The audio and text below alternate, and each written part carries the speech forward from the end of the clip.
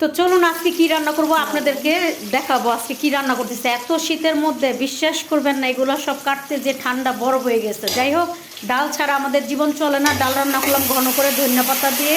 আর আজকে মুরগি রান্না করব আপনার নতুন আলু দিয়ে, একটু ঝোল ঝোল। নতুন আলু খেতে খুবই মজা লাগে, ঠিক না? বলেন তো আপনাদের কাছে মজা লাগে কি না? আর সাথে কিন্তু মিষ্টি কুমড়া ভাজি করব। তো চলুন কথা না বাড়ায় কীভাবে রান্না করি সেটা আপনাদের সাথে শেয়ার করবো। একজনের রান্না এক রকমের, তো আমি কীভাবে রান্না করি সেটাই আপনাদের সাথে দেখাবো। তো চলুন, এখানে যে মিষ্টি কুমড়া, একটু আদা রসুন, আমি সবসময় মিষ্টি কুমড়াতে একটু আদা রসুন দেই। আর এই দেখেন শীতের মধ্যে, এত শীতের মধ্যে খিরাই খাইতে মন চায়, আর শীতের মধ্যে এই খিরাইটা উঠে, বলেন তো।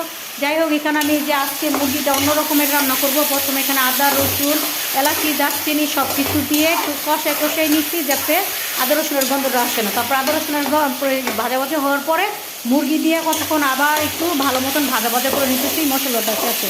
কারণ আজকে অন্য রকমের রান্না করবো। মুরগি সবাই রান্না করতে পারি, যার যার মতনই রান্না করে।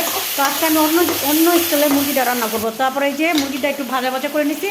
তারপরে নতুন আলুগুলো মুরগিটার সাথে মশলার সাথে একটু ভাজা ভাজা করে নিব। তারপর এখানে আমি যে মশলার একটা গুলাবো, হলুদ মরিচ জিরা ধনের গুঁড়া এলাচি দারচিনির গুঁড়া এগুলো দিয়ে একটা মশলা রেডি করে রাখবো পানি দিয়ে গুলাই। আর এগুলো ভাজা ভাজা হলে তারপরে সেই মশলাটা দিয়ে ভালো মতন মুরগিটা আজকে ভালো মতন কষাবো।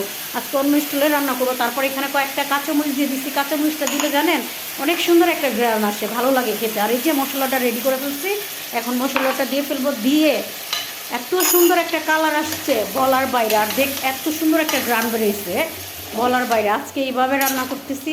আপনাদের কাছে কেমন হয়েছে কমেন্ট করে জানাবেন। কেউ যদি আমার রেসিপিটা ভালো লাগে তো অবশ্যই বাসায় রান্না করে খাবেন, কারণ আমি তো অনেক দূর আপনাদেরকে দিতে পারবো না বললেও।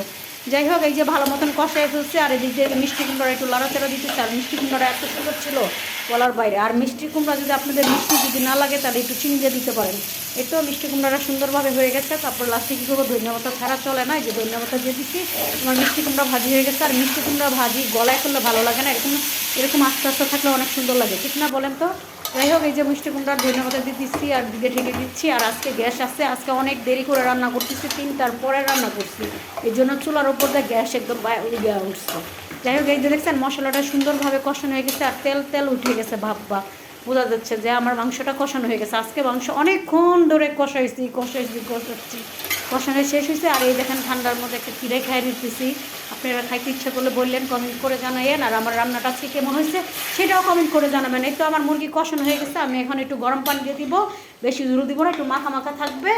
এই তো দিয়ে দিলাম গরম পানি, একটু ঝুল। আর কালারটা দেখছেন মাশাআল্লাহ কি সুন্দর হয়েছে আজকের মুরগির তরকারি। এটা খেয়ে সবাই খুবই প্রশংসা করেছে। আমি খাওয়ার পরে ভয়েস দিচ্ছি। আর শীতে আর আমার বয়সটা কেমন হয়েছে সেটাও কমেন্ট করে জানাবেন। আর চুলার পর দেখেন রান্না করলে যতবারই আমি ঢাকনা করি ততবারই পরিষ্কার করি। দেখেন সব কিছু মশলা টশলা গুছাই ফেলছি। এখন এই যে রান্নাঘরটা ক্লিন করে ফেললাম, মুছে ফেললাম। তারপরে এই যে ডাল ভাত, আর গতকালকে একটু আলুর তরকারি ছিল মাছের, সেটা আজকে এই পর্যন্তই রান্নাবান্না করলাম। আজকে আপনাদের কাছে বিদায় নিচ্ছি। আর আমার রান্নাটা কেমন হয়েছে কমেন্ট করে জানাবেন। বাই বাই, টাটা, সবাই ভালো থাকবেন।